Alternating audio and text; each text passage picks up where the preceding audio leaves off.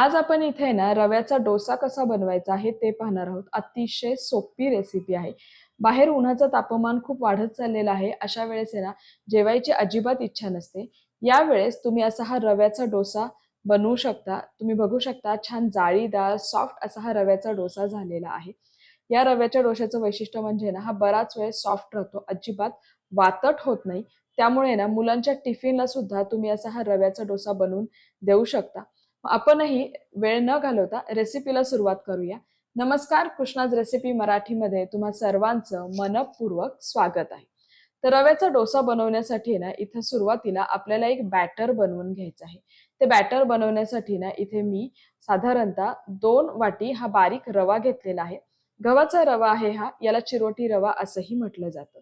त्याचबरोबर आहे ना इथं अर्धी वाटी तांदळाचं पीठ घेतलेलं आहे.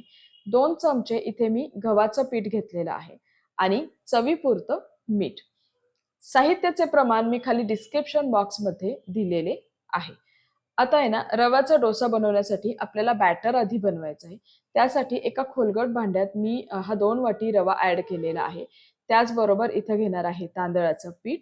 2 चमचे गव्हाचं पीठ मी घेणार आहे. तांदळाच्या पिठामुळे हा डोसा कुरकुरीत होण्यास मदत होणार आहे आणि त्याचबरोबर आहे ना गव्हाच्या पिठामुळे ना याला एक छान बाइंडिंग येणार आहे. चवीपुरतं मीठ मी इथं ॲड केलेलं आहे आणि आता सुरुवातीला आपल्याला हे सगळी पिठं छान मिक्स करून घ्यायचे आहेत. यामुळे कुठेही गुठळ्या होत नाहीत पिठं छान मिक्स केल्यामुळे. आता आहे ना यात आपण थोडं-थोडं पाणी घालून आहे ना हे बॅटर रेडी करून घेणार आहोत. तर रवा शक्यतो फुलतो. त्यामुळे ना पाण्याचं प्रमाण आपण इथं थोडंसं जास्त घेणार आहोत. तर सुरुवातीला मी काय केलेलं आहे, अगदी थोडं-थोडं घालून थोडं-थोडं पाणी घालून हे बॅटर बनवून घेतलेलं आहे. यामुळे कुठेही गुठळ्या होणार नाहीयेत. आणि हे बघा साधारणतः आहे ना 2 वाटी रव्यासाठी इथे मी साधारणतः 3 वाटी पाणी घातलेलं आहे आणि तुम्ही बघू शकता इथं बॅटर आपलं रेडी झालेलं आहे.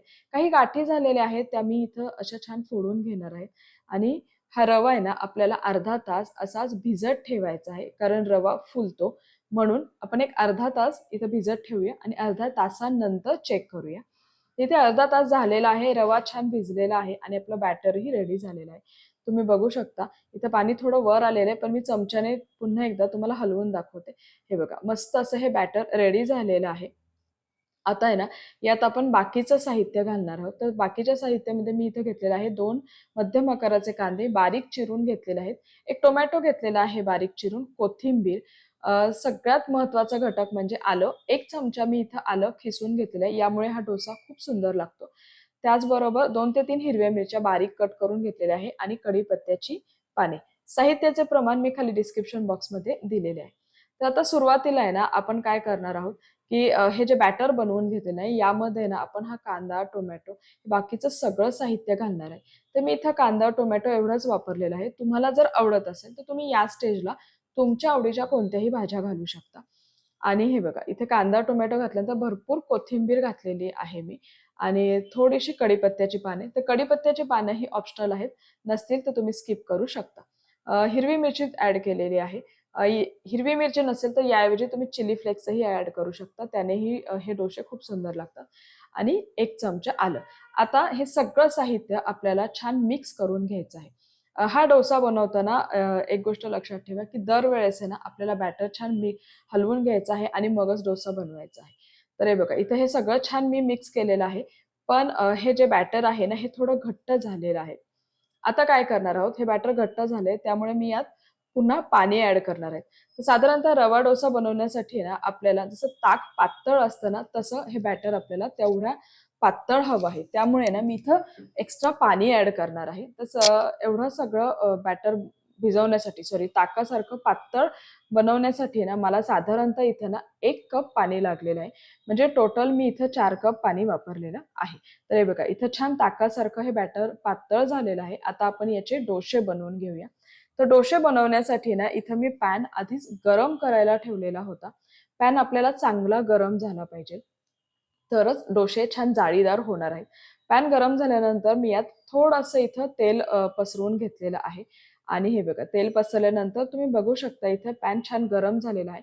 आता या स्टेजला आहे ना गॅसची फ्लेम हाय करायची आहे आणि हाय फ्लेमवरती ना आपल्याला हा डोश्याचं जे बॅटर आहे ना ते पसरवून घ्यायचं आहे. हाय फ्लेमवरतीच हे बॅटर पसरून घ्या तरच या डोश्याला छान अशी जाळी सुटणार आहे.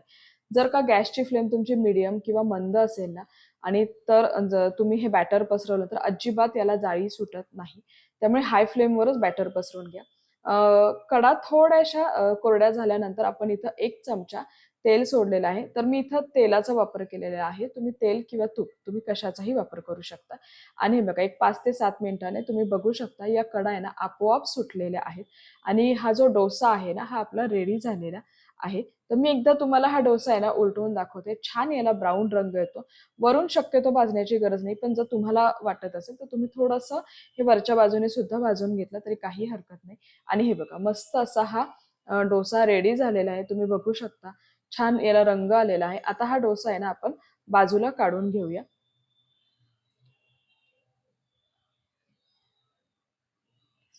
आता आहे ना, मी पुन्हा एकदा तुम्हाला दाखवते. तर सुरुवातीला ना गॅसची फ्लेम हाय करायची आणि मगच हा डोश्याचा बॅटर आहे ना, तव्यावरती छान आपण पसरवून घेणार आहोत. तरच याला छान जाळी सुटणार आहे. बॅटर पसरवून घेतल्यानंतर आहे ना, याच्या कडा ज्या आहेत ना, या कडा पूर्ण ड्राय झाल्या पाहिजेत. कडा ड्राय झाल्यानंतरच आपण इथं तेल किंवा तूप सोडणार आहोत. तर तुम्ही आता बघू शकता, की बॅटर पसरवल्यानंतर आहे ना, कडा याच्या ड्राय झाल्यात. या स्टेजला गॅसची फ्लेम अगदी मंद करायची आहे. मंद गॅसवरतीच हा डोसा पुढे भाजून घ्यायचा आहे. तर हे बघा इथे कडा छान ड्राय झाल्या आहेत. आता मी इथे 1 चमचा तेल सोडलेलं आहे आणि गॅसची फ्लेम या स्टेजला मंद केलेली आहे आणि मंद गॅसवरती आहे ना हा डोसा आपण भाजून घेतलेला आहे. तुम्ही बघू शकता मस्त असे हे रव्याचे डोसे रेडी झालेले आहे. तुम्ही रंग बघा, जाळी बघा, खूप सुरेख आलेली आहे आणि खाण्यास जर म्हणाला ना तर हा रव्याचा डोसा खाण्यासाठी खूप सुंदर लागतो. बराच वेळ हा छान असा सॉफ्ट राहतो. तर तुम्हाला माझी ही रेसिपी कशी वाटली ही मला कमेंट बॉक्समध्ये नक्की कळवा. त्याचबरोबर माझ्या चॅनलला लाईक करायला, शेअर करायला, सबस्क्राईब करायला अजिबात विसरू नका. आणि अशाच नवनवीन रेसिपीसाठी आपण पुन्हा एकदा भेटूया. तोपर्यंत खात राहा, आनंदी राहा आणि सेफ राहा. धन्यवाद.